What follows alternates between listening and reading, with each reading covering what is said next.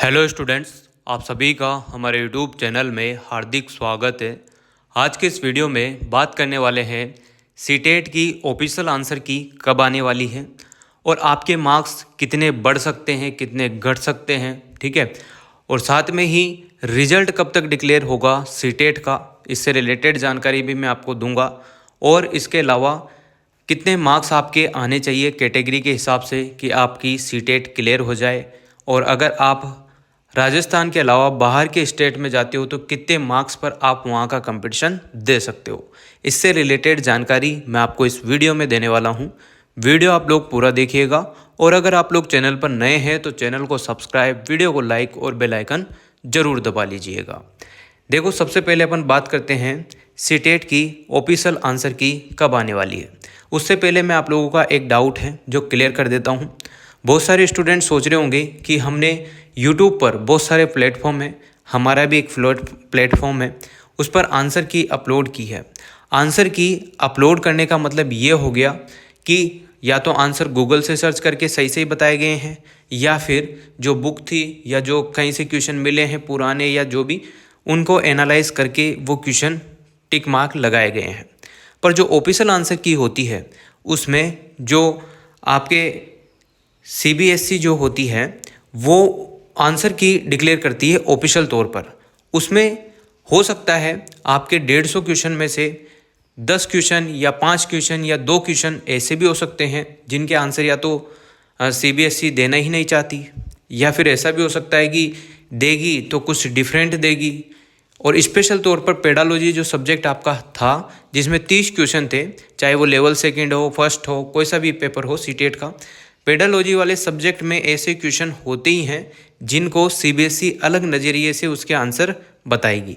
तो 1-2 क्वेश्चन ऐसे आ सकते हैं, तो आपको लोड लेने वाली कोई ज़रूरत नहीं है।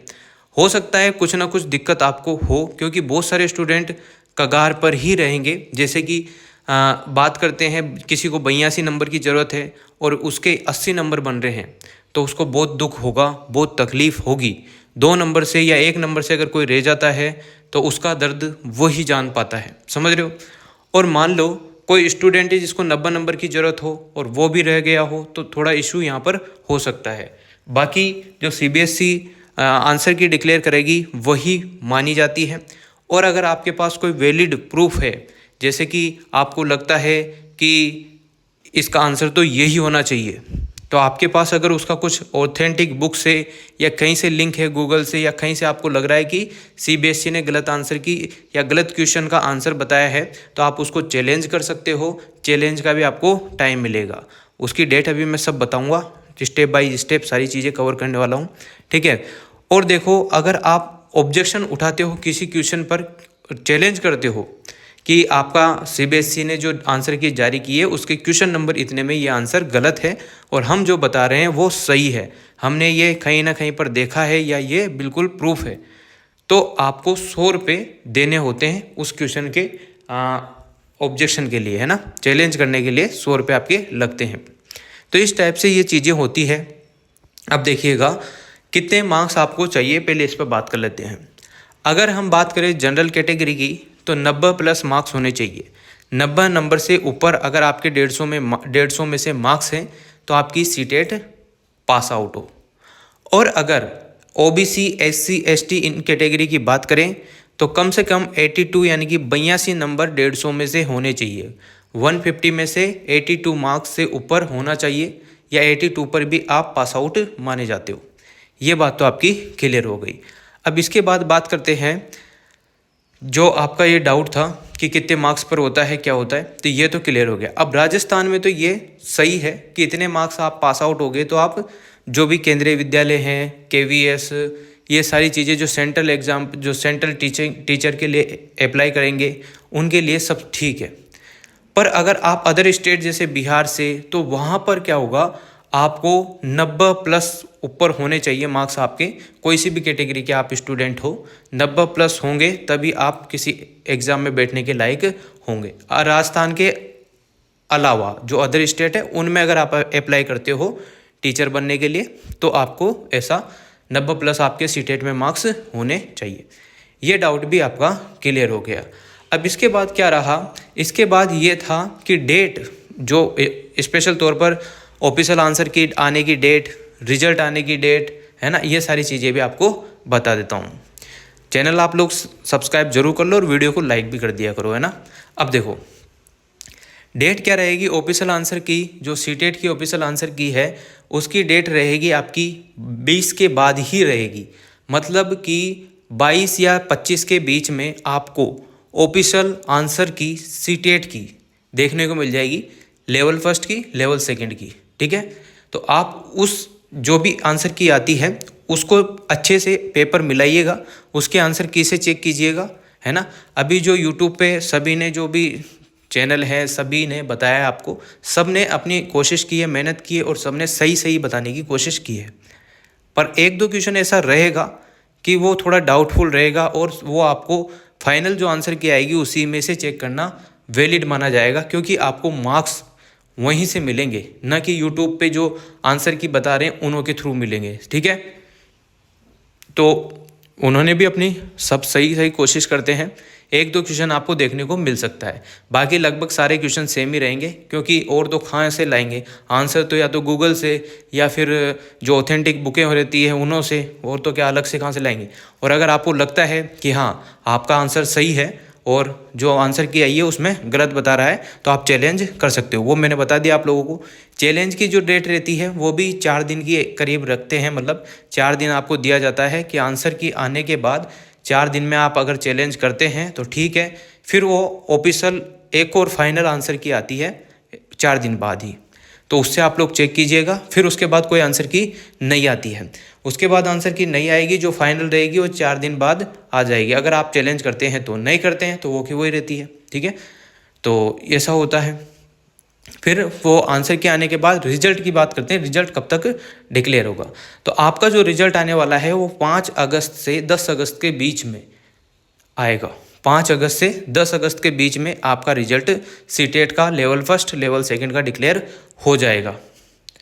क्योंकि ये सभी चीज़ें मैं आपको इसलिए बता पा रहा हूँ कि जो पिछले साल जो हुआ था, 1 महीने के अंदर उन्होंने सीटेट का पेपर भी करा दिया, आंसर भी दे दिए और रिजल्ट भी दे दिया था, ये चीज़ें हुई थी। और जो लीक हुआ था, पेपर लीक हो गया सीटेट का, ये तो अब आप सभी को पता है, सभी सोशल मीडिया स्टोर से आपको पता चली जाता है कि लीक हुआ था, नहीं हुआ था, पर वो सब बातें इग्नोर करी गई थी और आपके आंसर और आपका जो रिजल्ट था वो आया था और वो सब वैलिड हैं, सब पास आउट हो गए। पिछले साल की बात करें तो इस साल भी अगर कोई ऐसी अफवाह आपको सुनाई देती है तो इग्नोर मारो, आपने जो कर दिया है वो सब बेस्ट है, ठीक है ना। अगर कुछ नहीं भी हुआ है या आपको लग रहा है कि मेरे मार्क्स नहीं बन रहे हैं, 1-2 नंबर से मैं रह रहा हूँ, तो अब हाथ पे हाथ धरने से कोई मतलब नहीं है। अभी से आप वापस से सीटेट की थोड़ी थोड़ी कर करके प्रिपरेशन कीजिएगा। और सीटेट का जो पेपर है आपने देख लिया कि हर बार सेम ऐसा कैसे पेपर आपको देखने को मिलता है।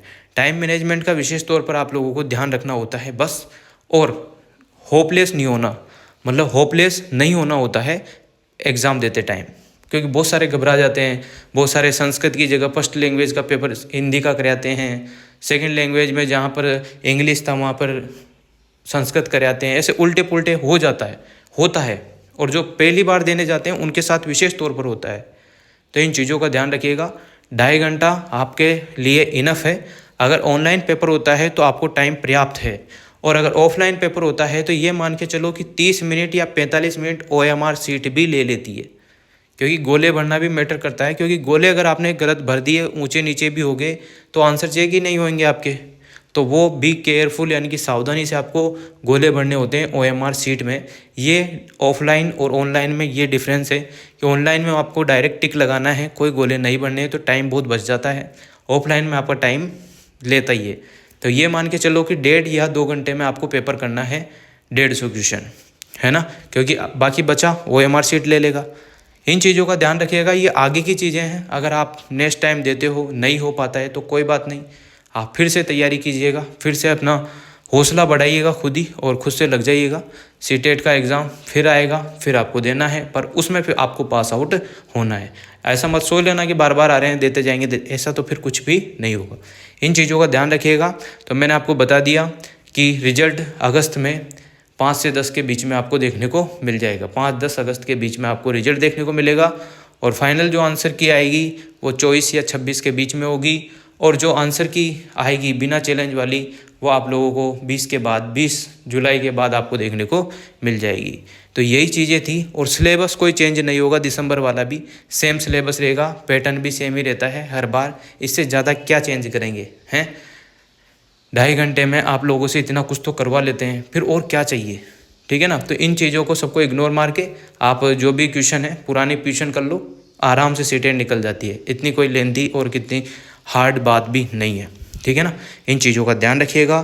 Thank you so much. Video थोड़ा लंबा हो सकता है, आप लोगों को मैंने जो भी था क्लियर बता दिया सीटेट से related. Thank you so much. डेटें भी बता दी कौन कौन सी डेट को क्या क्या आने वाला है, क्या क्या हो सकता है।